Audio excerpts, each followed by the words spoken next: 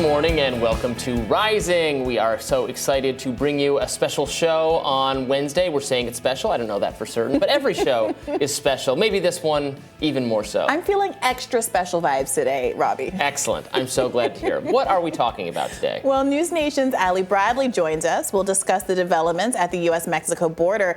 We'll also get into a new bill that could see TikTok banned in the United States. But first, things came to a head on Capitol Hill yesterday when Senator Bernie Sanders withdrew his proposed Yemen war powers resolution after reporting revealed the Biden administration was actively whipping against it. Here's that moment from the Senate floor last night. So once again, where we are at is I'm not going to ask for a vote tonight. I look forward to working with the administration who was opposed to this resolution and see if we can come up with something that is strong, that is effective. And if we do not, I will be back. And with that, Mr. President, I yield the floor. Sanders' resolution would have banned U.S. support of the Saudi-led offensive in Yemen. And it was tweet last night, Sanders said he withdrew the legislation for further negotiations with the Biden administration. He went on to promise to reintroduce the bill if an agreement wasn't reached. Despite the Vermont senator's pledge to continue working toward a resolution, anti-war advocates hit out. Dave DeCamp wrote that Bernie Sanders caves into White House pressure. There will be no vote on the Yemen war powers resolution. What a coward. And then over on my side of things, the Libertarian Party tweeted shame on Bernie for caving to the White House by refusing to call for a vote on the Yemen resolution. Just as we've said before, we're proud to be America's only anti-war party. Meanwhile, the Biden administration, which declared an, quote, end for U.S. support of the war last year, maintains that the resolution is unnecessary and would, quote, greatly complicate the intense and ongoing diplomacy to truly bring an end to the conflict. This is pretty disappointing stuff, right? It is. And look, we've been talking about this all year, right? We've been talking about Joe Biden saying that he was going to make Saudi Arabia pariah and then turning around and basically fist bumping in BS. We've been talking about how U.S. courts just basically cleared MBS of any involvement in the Khashoggi murder. We've been talking about how it seems like American foreign policy is only righteous and based on these morals and principles and defending democracy, et cetera, if it also seems to align with America's global economic interests. And we see this with how various parts of the world are treated as compared to, let's say, what's going on in Ukraine. And this just seems like another piece in the puzzle where there are progressives who I think genuinely have been advocating for this bill for a really long time, with folks like Ro Khanna, and the left has been really shepherding this with some crossover from libertarian-oriented people across the aisle. When there is a president, a Democratic president, who basically does not support the bill and is willing to veto the bill, all of the protesting and all of the goodwill and all of the sincerely held views in the world amount to nothing. Yeah, Justin Amash, a former member of Congress, the only member of Congress to be an actual member of the Libertarian Party, he tweeted, I think we have it, let's put this on up. He tweeted that both R's and D's in government are addicted to war. They're playing a game. When Trump was president, everyone knew he wouldn't sign a Yemen joint resolution, so it passed Congress.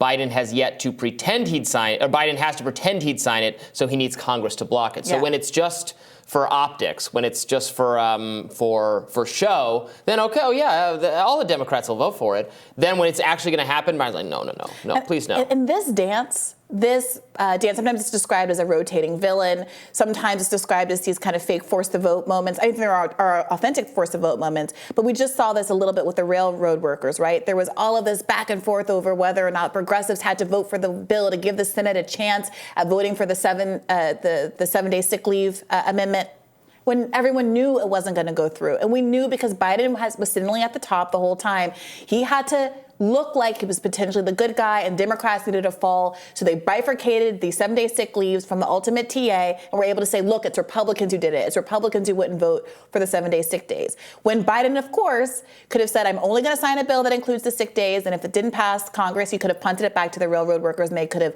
used their strike power for leverage to actually get what they wanted. We saw this with the $15 minimum wage. A Democratic president who has been running on the $15 minimum wage can't kill it. So here comes comes Chuck Schumer stripping the $15 minimum wage out of the overall COVID relief bill, which was a must-pass bill, and everyone can say, oh, well, the conservatives plus Kyrsten Sinema didn't want this, but the rest of the Democratic Party remains pure and intact. And it's why sometimes people don't credit conversations about whip counts and people's desire to do X, Y, and Z, because at the end of the day, it seems that there always is a machination of one kind or another that prevents the good thing from happening while giving Democrats a modicum of coverage. It feels especially true on foreign policy, where the blob is just all powerful, because there are so many dissenters on the left. Obviously, I think it's unfortunate that Bernie caved here, but he was going to have this resolution to end support for the Yemen war. The Koch political network, Charles Koch, a bugaboo for so many on progressive circles, his lobbying, the lobbying arm of the Koch wing, the Americans for Prosperity, they were whipping it on behalf of the bill. They were urging people to vote for it. They want an end to their very, this is a kind of libertarian or quite isolationist conservative, or not, isolation is not the right word, but anti-interventionist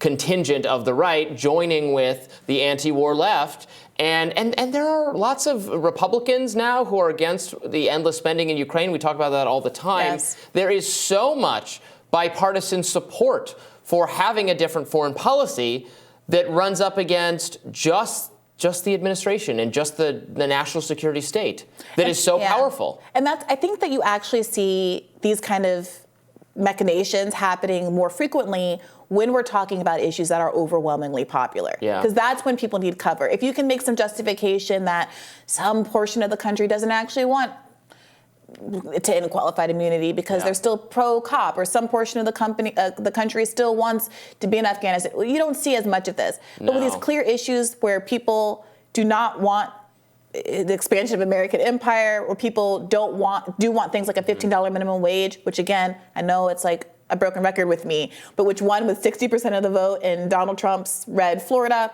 You have to start coming up with excuses, especially if you herald from the party that is supposed to be aligned with these kind of interests. I mean, and on foreign policy, is what the mass, where the public is always so far removed. I mean, except at like the very height of kind of Bush hawk fervor in like the 2002 to 2004 time period. Outside of that, you always had majority opposition to what's going on in Afghanistan, Syria, Libya, etc. The American people are very reasonable on foreign policy. They feel for what's happening to people in Ukraine and places like that. They want to know what kind of support we can offer. They want to offer moral support. They're against and humanitarian the tyrants support. And humanitarian support, but they have questions about what the strategy is, because the people in charge have no idea what they're doing and have gotten it wrong over and over again, and the American people are sick of it. There's no category of issues where if you just put it to the American people, you would do better than foreign policy.